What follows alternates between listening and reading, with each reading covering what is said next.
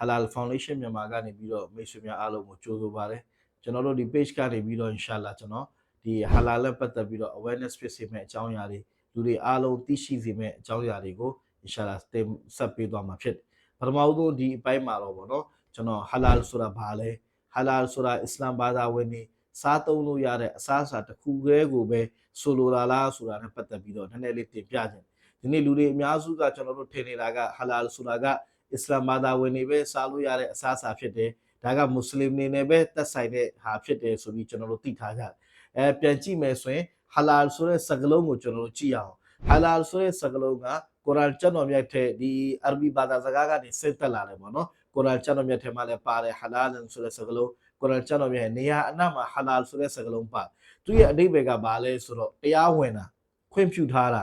အဲ့ဒီတိုင်းပဲစားသုံးလို့ရတာသုံးဆွဲလို့ရတာအဲ့ဒါကို halal လို့ခေါ်တယ်ဒါကအာရဗီဘာသာစကားရဲ့ halal ရဲ့အဓိပ္ပာယ်ပေါ့အာရဗီဘာသာစကားမှာဒီ halal ဆိုတဲ့စကားလုံးကိုကျွန်တော်တို့ဘယ်လိုနေရာတွေမှာသုံးလဲအစားတော့စားတာတစ်ခုတည်းမှာသုံးတာလား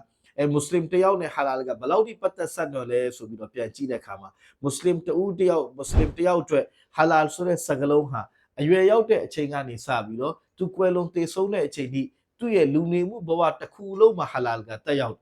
halal ကဘယ်လိုနေရာတွေမှာတက်ရောက်လဲဆိုတော့ကျွန်တော်ငွေရှာတဲ့နေရာမှာ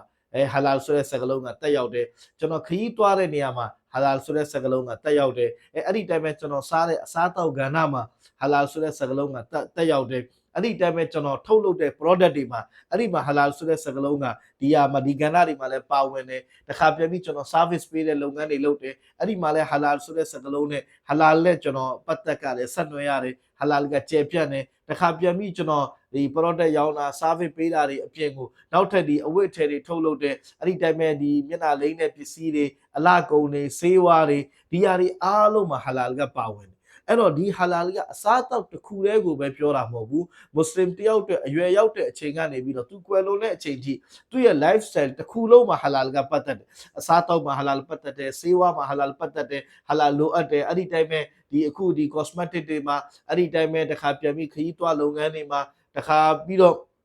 ့ကျွန်တော် product တွေထုတ်ရောင်းတဲ့နေရာမှာအဲ့ဒီတိုင်းပဲ service တွေပေးတဲ့နေရာမှာဒါတွေအားလုံးမှာ halal ကလိုအပ်တယ်အဲ့တော့ဘာတိရလဲဆိုတော့ halal ဆိုတာကအစ္စလာမ်ဘာသာဝင်တွေစားသုံးလို့ရတဲ့အစားအသောက်တစ်မျိုးတည်းသာမဟုတ်ဘဲနဲ့မွတ်စလင်တယောက်အတွက်လူနေမှုဘဝတစ်ခုလုံးက halal ဖြစ်ဖို့အရေးကြီးတယ်တခါ halal ဆိုတဲ့အရာကလည်းဒီအစားအသောက်ကိုညွှန်းတဲ့အခါမှာလည်းအစားအသောက်တစ်ခုတည်းကို halal ဆိုတာစားတောက်လို့ရတယ်ဒီလိုတစ်ခုတည်းကိုပြောတာမဟုတ်ဘူး halal ရဲ့နောက်ဆက်တွဲမှာဘာတွေပါလဲဆိုတော့တန်ရှင်းမှုပါတယ်လုံခြုံမှုပါတယ်အဲ့ဒီအတိုင်းပဲဒီတန်ရှင်းမှုလုံခြုံမှုနဲ့အတူတူဒီတန့်ပြတ်မှုဒါလေးလည်းပါဝင်တယ်တခါပြန်ပြီးအဲ့ဒီတိုင်းပဲဒီ halal ဆိုတဲ့အရာပေါ်မှာဒီဘယ်လိုပြောမလဲဘေးအန္တရာယ်ကင်းရှင်းမှုဒီလိုမျိုးဟာတွေကလည်းအပါဝင်ဖြစ်တယ်ပေါ့ halal ကအစားအသောက်တစ်မျိုးတည်းမဟုတ်ဘူးအဲ့ဒီအစားအသောက်နဲ့အတူတူ halal ရဲ့နောက်ဆက်တွဲမှာတန်ရှင်းမှုကိုလည်းအလေးထားတယ်လုံခြုံမှုကိုလည်းအလေးထားတယ်ဘေးအန္တရာယ်ကင်းရှင်း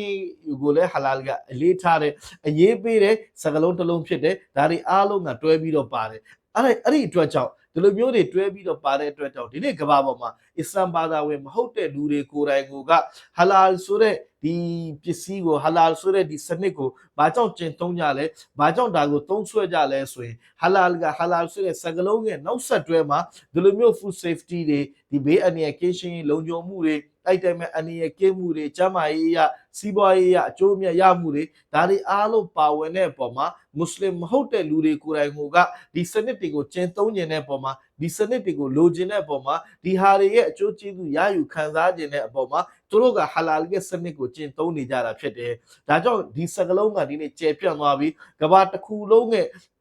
့သက်ဆိုင်သွားပြီးအစ္စလာမ်ဘာသာဝင်မဟုတ်တဲ့လူတွေပါဒါတွေကိုကျင့်သုံးလာကြပြီဆိုတာကိုကျွန်တော်တို့သိထားဖို့လိုတယ်။ဒါကြောင့် halal ဆိုတဲ့စကားလုံးသူ့ရဲ့မူရင်းအဓိပ္ပာယ်ကတော့ခွင့်ပြုထားတဲ့အရာစားလို့ရတဲ့အရာသုံးဆွဲလို့ရတဲ့အရာသုံးပိုင်တဲ့အရာဒါကိုဆိုလိုတာဖြစ်ပေမဲ့တကယ်တမ်းတော့ halal ကတော်တော်ကိုကျယ်ပြန့်တဲ့ကိစ္စတစ်ခုဖြစ်တယ်တော်တော်ကိုကျယ်ပြန့်တဲ့ကဏ္ဍတစ်ခုကနေဒီနေ့တစ်ကမ္ဘာလုံးမှာဒီ halal ကတက်ရောက်သွားပြီဖြစ်တယ်အဲ့တော့ဒီအခန်းကဏ္ဍမှာကျွန်တော် တင်ပြချင်တာကတော့ဒါလေးကိုအဓိကတင်ပြချင်တာဟာလာဆိုတဲ့စကားလုံးကအလုံးကိုကျေပြတ်နေအားလုံးနဲ့ဘဝစင်တီတစ်ခုလုံးမှာခြုံငုံပြီးတော့ပါဝင်နေအဲ့ဒီတိုင်းပဲမွတ်စလင်မဟုတ်တဲ့လူတွေပါဒီဟာရဲ့အကျိုးကျေးဇူးတွေကိုရယူခံစားနေကြပြီဆိုတာကိုဒါလေးကိုသိစေချင်တယ်အဲ့တော့ကျွန်တော်တို့အင်ရှာလာဒီကနေပြီးတော့နောက်ထပ်လည်းအပိုင်းတွေမှာအခုဟာလာအကြောင်းပြောပြီးပြီအင်ရှာလာအရှိအပိုင်းမှာဟာရာမ်ဆိုတဲ့စကားလုံးလေးအကြောင်းကိုကျွန်တော်ဆွေးနွေးတင်ပြခြင်းနဲ့မိတ်ဆွေများအားလုံးဒီဗီဒီယိုလေးကိုအကဲကြည့်ရှုပြီးတော့သဘောကျတယ်ကိုဟာလာနဲ့ပတ်သက်ပြီးတော့ကိုဘဟုတုတတစ်ခုခုရတယ်ဆိုရင်ဒါလေးကိုနောက်ထပ်မိတ်ဆွေတွေစီကိုပါအရောက်ပို့ပေးဖို့အားလုံးစီကိုပါ share ပေးဖို့မေတ္တာရက်ခံပါတယ်အားလုံးကိုကျေးဇူးတင်ပါတယ် Halal Foundation မြန်မာကနေပြီးတော့အစ္စလာမုအလိုင်ကွမ်ဝရဟ်မတ်တူလာဟီဝဘရကာတူ